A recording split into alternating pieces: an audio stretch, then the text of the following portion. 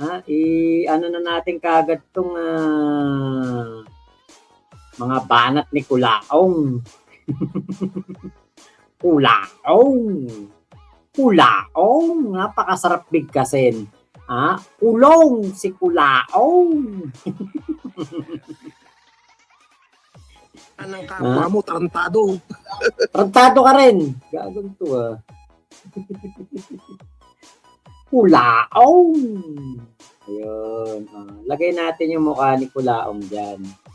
Takpan natin. Ayun. Ito na lang. Ayan, ito na lang. May pantakip na tayo ngayon Di niya alam na habang nagtatago siya ay lalo lang niyang pinapalala ang sitwasyon niya. Tama. Ate Mayet. Shoutout Ate Mayet Hello po sa'yo. Okay. At eto na. Play natin to. Bukayong-bukayo ka na Bukayong-bukayo ka na. Ano masasabi mo kay Makagago, Casper? Aray ko.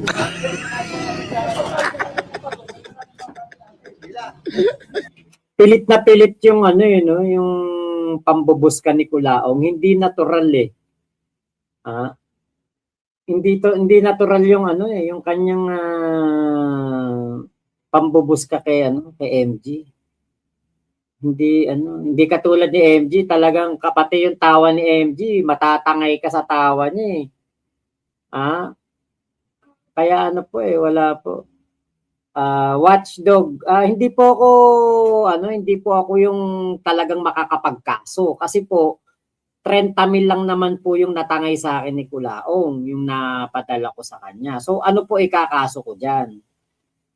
Hindi po ako yung merong malaki na na pera na pinadala. Yung pong mga nanay. Hindi po ako yung pinapatungkulan ni Boss MG. Kasi ako po matagal na po akong lumalaban kay Kulaong, wala po akong matibay na maikakaso sa kanya. Pero yung pong mga nanay na malapit na pong lumabas at si Nanay Karen Whitmore, si Nanay Dakil, si Nanay Melita, si Apple G, si Edith Gargar, yan po yung mga makakapagkaso kay Kulaong ng kasi milyon-milyon po ang usapan diyan sa mga mamis. Ako po magkano lang po yung sa akin. Napakababa lang po. Baba lang po yung napadala ko kay Kulaong. Kaya watchdog man, hindi po ako yung pinapatungkulan ni MG. Ayan, hindi po ako yon. Okay, ayan, nagdatingan na yung mga tropa pips natin dito. Shoutout po sa mga mga dumarating na dyan. Hello po, ito. Patuloy lang tayo. Di ba? Tayo na. Sandali, may palipad dito, basahin natin. Jason Warnakulaeba, diversionary tactic ginagawa ni Makagago. Yan. Yan, pipicture natin ito at ipapakita natin lahat yan maya-maya. Okay. Diversionary tactic ang ginagawa ni Makagago. Stick tayo sa involvement niya sa panloloko ni Susan sa mga OFW. Magkano cut niya at di niya makundina si Susan. Yun. Matindi ang comment na yan. Ba? Pota. Matindi yan. Matindi yan. Yan ang mga comment na matitindi na mahirap ilagan ni Makatay.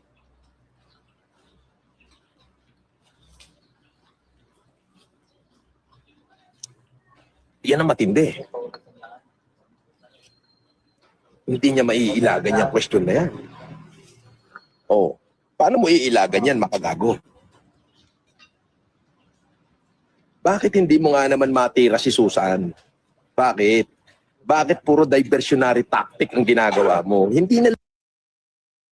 Tanong ko, bakit titirahin si Susan? O si Sabi Lawyer, the Filipino Sabi Lawyer, bakit titirahin? Dahil saan? Wala namang involvement, hindi naman involved si Makagago sa kung ano ang mga ibinibintang kay Susan. Hindi rin naman malinaw kung totoo yung mga ibinibintang kay Susan. Ba't walang kaso? Oh. Dapat may kaso, di ba? Kunwari ako, may makita akong mga kaso ni Susan na galing sa mga OFW na nabudol daw niya, kahit ako, magbibigay ako opinion. Re-reactionan ko yan. Pero wala kasing wala kasing pinapilit nilang pinagko-connect si MG at si Susan na magkasama na nambubudol daw ng OFW. Eh, ito nga yung punto ko dyan eh. Paano kung si Makagago, pinapasakay lang din ni Susan? Hindi niya alam kung ito ba'y abogado o hindi. Kung ito'y tunay o hindi. Di ba? Kaya, ano yung connection ngayon ni Makagago dito kay Susan? May pinakita daw warrant kay Susan Yance. Si Susan Yance ba talaga yun? Si Sabi Filipino lawyer ba talaga yun? Yung iba kasi mainit mainit kay Susan. Gusto nila parusahan na kagad si Susan, ikulong na. Eh si Culao nga, di ba dinadaan nga natin sa proseso eh. Buisit tayo dito sa tao na to. Surang-sura tayo sa pagmumukha nito. Pero bakit hindi natin bigyan ng ng proseso na katulad ng ginagawa natin kay Culaong si Susan Yance? Diba? Alam nyo, yung ibang kahombre, hindi nila arok kung ano ang mensahe ni MG. Hindi nila arok. Parang gusto nila, sila ang susunod. Parang gusto nila, sila ang susundin ni MG. Kung ano yung gusto nila, gawin ni MG. Bakit? Diyan nyo ba sinundan si MG? Diyan nyo ba pinalo si Makagago na kapag kinomit ng isang supporter niya? Makagago, Boss MG, banatan mo yung Susan Yance na yan. Ganun na kagad ang gagawin ni Makagago. Pinalo nyo ba siya dahil dyan?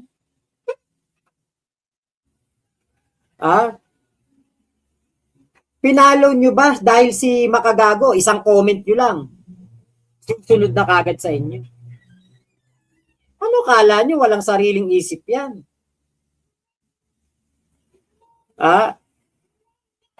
Kaya nga po yan, tinututukan ni Culaong yung issue ni Susan Yance dahil nakabutas siya kay Susan Yance.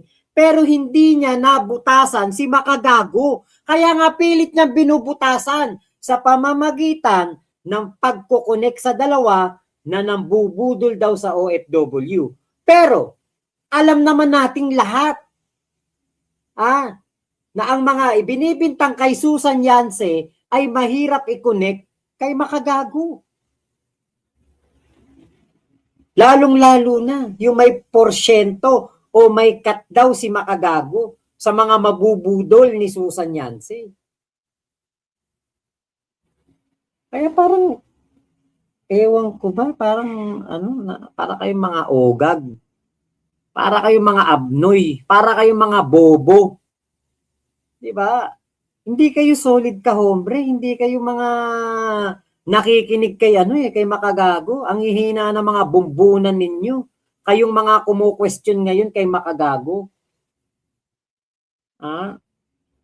Ewan ko ba, parang yung ibang mga kahombre ni MG, parang gusto nila porque nabuking ni Culaong etong si Susan Yance, babanatan na rin ni Makagago, si Susan Yance, hindi po ganun. Marami pong dapat gawin. Boss Mac, napanood mo ba yung uploaded vid ni MG? Opo. Yung kasi marami nga pong mga vlogger diyan na na kumu-question kay Makagago.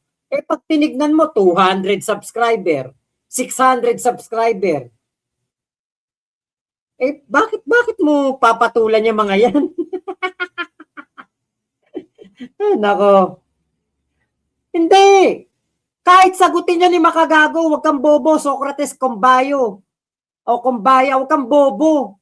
Kahit sagutin niya ni Makagago, hindi titigilan ni Kulaong yan. Bakit? Hindi mo kilala si Kulaong. Kapag yan nakapuntos, 1 taon niya na yang sasabihin. 1 taon niya yang gagamitin. Hanggat hindi niya naiisip tigilan, hindi niya yan titigilan. Bobo ka, hindi mo alam kung ano ang ugali ni Kulaong. Huwag kang bobo dito. Tatanga-tanga ka din eh. Hindi titigilan. Hindi talaga titigilan yan kahit sagutin ni Makagago yan. Bobo. Mga engot na to. Doon kayo sa iba manood, doon sa mga anti-Makagago na ngayon. At ang gusto'y banata ni Makagago si Susan Yance, doon kayo manood, wag dito, mga bobo. Lulusot yan. Durog ka na eh. Nilagay mo na sa komuno yung mga kahombre mo eh.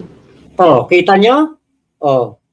Yan ang ginagamit ngayon ni Kulaong laban kay Makagago.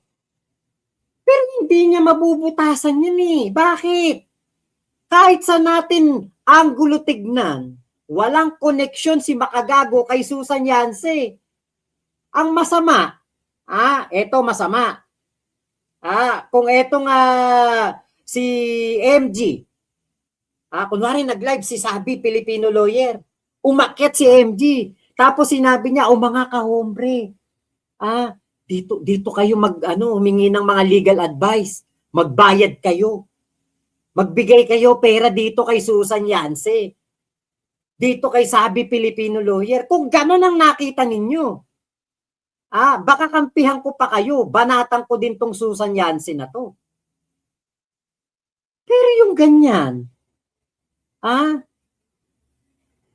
na walang partisipasyon si MG dito kay Susan Yance, pinromote pa nga niya, tinulungan niyang i-promote. In good faith siya doon. Ang bobobo niyo. Kapon pa tong Socrates na to eh. Bobo ka, hayop ka. Kahit tanga-tanga mo. Dapat kapag ikaw, pumunta ka dito, matalino ka dapat. Kasi matalino ko, hindi ako kasing bobo mo.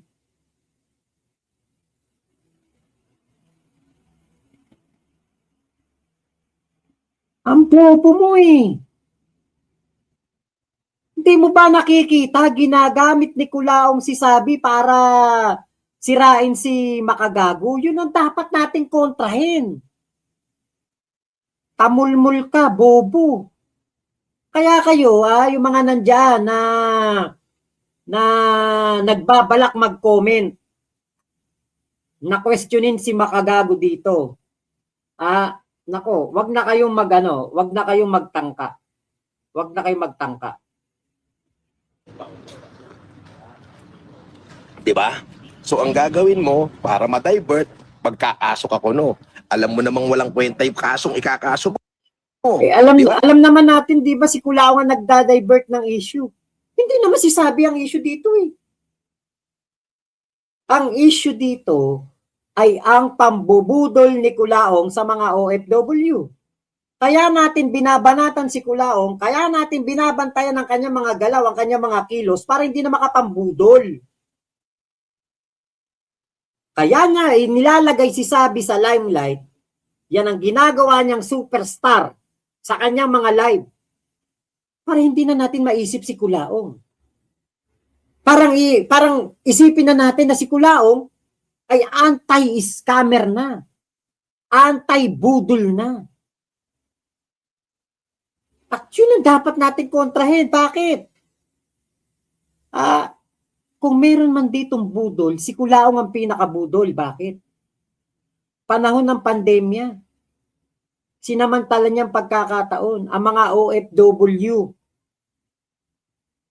walang mapaglibangan, hindi makalabas ng kanilang mga bahay na kanilang pinagtatrabahuhan. Kahit off day, nandoon lang sa kwarto. Yan ang kanyang mga sinamantala.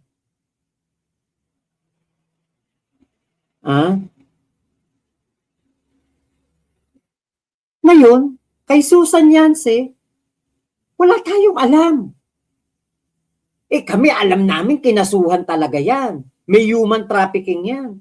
Kay Susan Yance, alam nyo ba kung ano mga kaso ni Susan Yance? Wala. Alam nyo ba kung ano ang history ni Susan Yance? Hindi. Alam nyo ba kung na-acquit na o nabasura na yung kaso ni Susan Yance? Hindi rin. Wala kayong mga alam eh.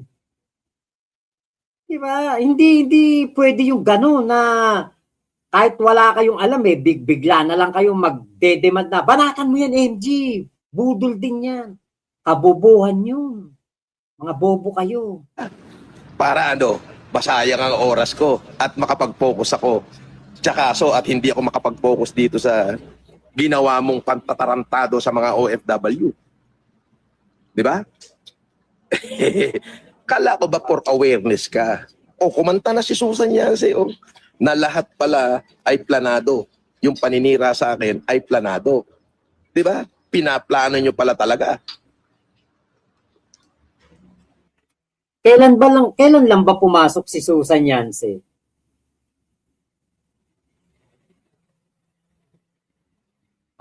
Kailan? Yun na tanong ko. Kailan ba pumasok sa mundo ng Kulaong si Susan Yance?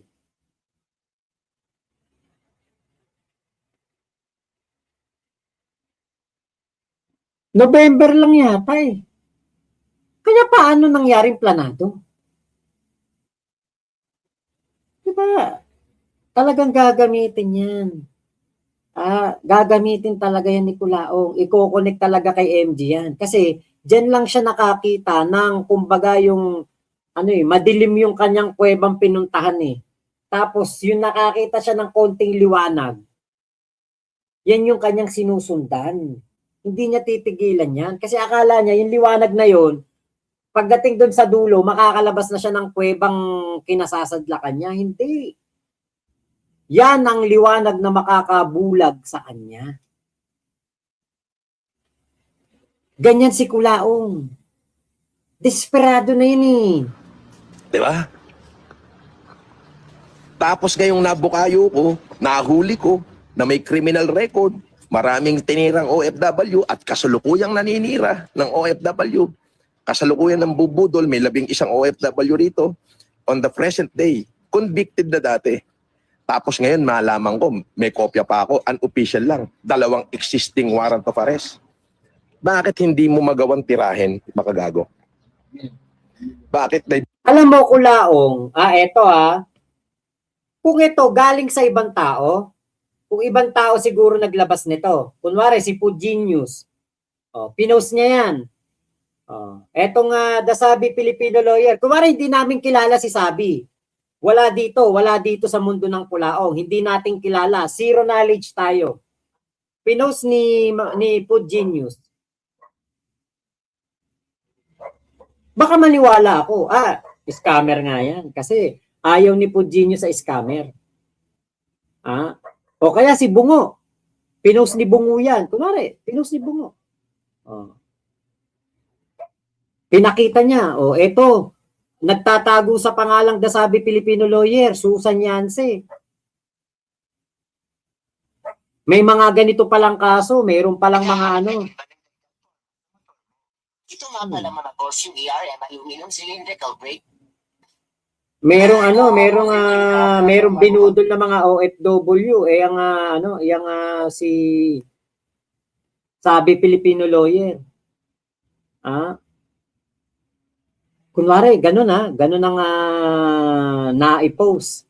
Baka maniwala ako, scammer nga to. Kasi si Bungo, anti-scammer to eh. Pero, kung si Kulaong ang maglalabas, hindi ako maniniwala. Bakit? Putang na scammer yan eh. Yan ang numero 1 budol sa Pilipinas. Ba't ako maniniwala dyan? Bobo lang maniniwala dyan.